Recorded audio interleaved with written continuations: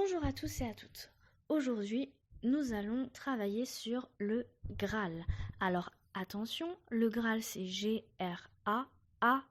N'oubliez pas le deuxième A, c'est important. Pour commencer, vous savez tous et toutes maintenant qu'un héros ou une héroïne a souvent une quête, quelque chose à réaliser pour s'accomplir. Je vous rappelle, c'est le schéma actentiel comme on l'a vu en cours. Sa quête ou sa chose à réaliser peut être une personne à sauver, un empire à démanteler,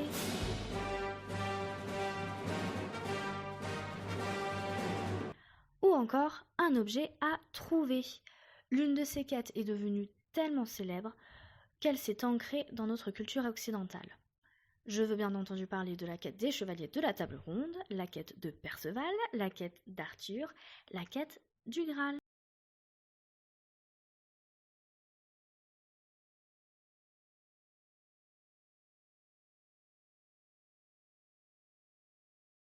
C'est bien beau tout ça, mais c'est quoi le Graal et d'où ça vient? Alors déjà, le Graal est un élément déterminant, un élément central du mythe arthurien tel qu'on le connaît aujourd'hui. Mais pas au départ. C'est Chrétien de Troyes qui, le premier, va l'ajouter à la légende, et il le fait dans le roman Perceval ou le Conte du Graal, aux alentours de 1180. Dans ce roman, Perceval Ouais, c'est pas faux. cherche un gîte pour la nuit. Il arrive chez le roi pêcheur. Celui-ci semble malade, faible, fatigué, mais il offre malgré tout à Perceval de rester pour la nuit. Ils s'assoient, ils discutent, et c'est alors qu'un valet arrive, tenant une lance resplendissante. Citation. À la pointe du fer de la lance perlait une goutte de sang, et jusqu'à la main du valet coulait cette goutte vermeille. Fin de citation. Ce valet est suivi de deux autres valets portant des chandeliers d'or, d'une jeune fille portant un plateau d'argent et surtout d'une autre jeune fille portant ce que Chrétien de Troyes appelle un Graal d'or pur orné de pierres précieuses qui brillent comme un soleil. Citation. Il vint alors une si grande clarté que les chandelles perdirent la leur comme les étoiles quand le soleil ou la lune se lèvent. Fin de citation. Vous aurez remarqué le petit mot comparatif comme. Le cortège reste quelques instants et puis il s'en va. Et Perceval, pendant le dîner et pendant la soirée, apercevra plusieurs fois le cortège qui va et vient tout autour des personnes sans qu'en fait personne ne semble les voir. Et il se retient de poser une question malgré sa curiosité parce que Gornement, le chevalier qu'il a sacré chevalier, lui a dit avant qu'il ne parte qu'il ne fallait jamais poser de questions indiscrètes. Et donc Perceval n'ose rien dire. Alors lorsque Perceval suit les conseils de quelqu'un d'autre, généralement ça ne finit pas très bien. Et justement, Perceval va se coucher et le lendemain, tout le monde a disparu. Il ne reste que Perceval dans le château. Donc celui-ci rentre en fait dans la cour d'Arthur. Et plus tard, il va y avoir une vieille femme qui va venir le voir et qui lui dira qu'il aurait pu soigner le roi pêcheur s'il avait posé la question, la seule question, la question essentielle, en demandant tout simplement à qui était destiné le Graal. En fait, s'il avait posé cette question, il aurait soigné le roi pêcheur et il aurait levé la malédiction qui pèse sur ses terres. Donc, c'est dommage qu'il ne l'ait pas fait. Perceval apprendra aussi de quelqu'un d'autre que le Graal maintient son propre oncle en vie grâce aux hosties qu'il lui fournit. Donc en fait, les hosties, vous vous souvenez, enfin, je sais pas si vous le savez, en fait, c'est les petits pains qu'on donne après la messe. Voilà.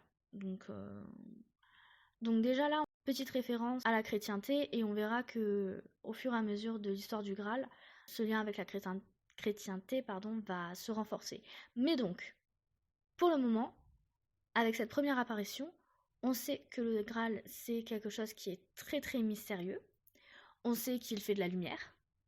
On devine qu'il est important, qu'il est magique, mais on n'en sait pas plus. Il n'y a aucune description, rien en fait, qui nous permette d'imaginer quelque chose de précis. Il faut savoir que cette histoire-là n'est pas achevée.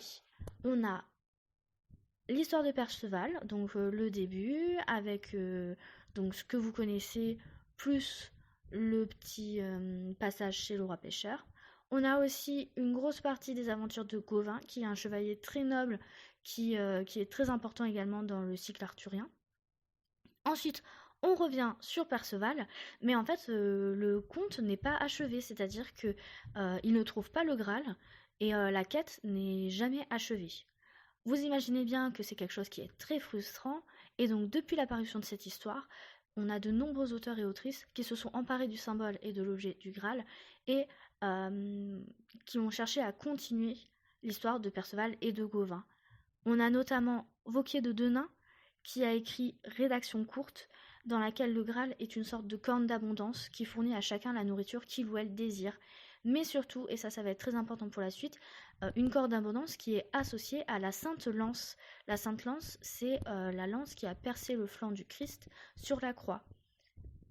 Pour ceux et celles qui sont un peu perdus, alors le Christ c'est Jésus, hein, et donc Jésus à la fin il se retrouve sur une croix, donc une croix sur laquelle il va vivre sa première mort, sa mort physique, et donc la Sainte Lance c'est une lance qui a servi à ce moment-là à percer son flanc, voilà. Donc voilà, c'est un premier rapprochement qu'on peut faire avec, un deuxième rapprochement qu'on peut faire avec la chrétienté. On a d'autres personnes qui vont chercher à réécrire l'histoire de Perceval. Si on traverse la frontière et qu'on va en Allemagne, on retrouvera Wolfram von Eschenbach qui présente le Graal, lui, comme une pierre dont le nom ne peut être traduit. Et il réécrit complètement l'histoire de Perceval, il ajoute des épisodes, etc. Il lui ajoute un fils dont il raconte les aventures, etc. etc. Le Graal, à ce moment-là, c'est un objet qui fait complètement partie de l'imagerie arthurienne et du mythe arthurien. Mais, de nos jours, c'est aussi un objet qui fait grandement partie de l'imagerie et du mythe chrétien. Et c'est au XIIIe siècle que le lien avec la chrétienté est réellement mis en place. C'est via Robert de Boron qui explique dans l'histoire du Graal que le Graal en fait est le saint calice, la coupe avec laquelle Jésus a réalisé la scène, puis dans laquelle on a recueilli son sang.